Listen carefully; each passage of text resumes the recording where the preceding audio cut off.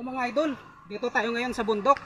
Akyatin natin itong mataas na daan para makita natin yung yung magandang view doon sa taas. Nakita nyo yung motor doon, mahirap dito akyatin.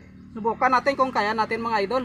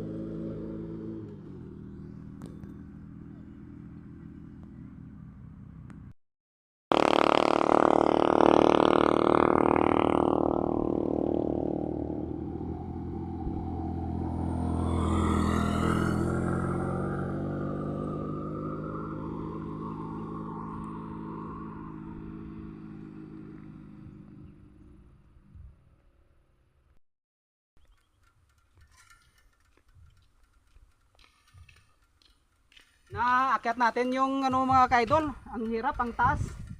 Tapos doon sa taas may doon, may paakyat pa. Yung lugar dito mga kaidol, sako pa rin ang lugar namin. Dumalag, ang ganda ng dito, view.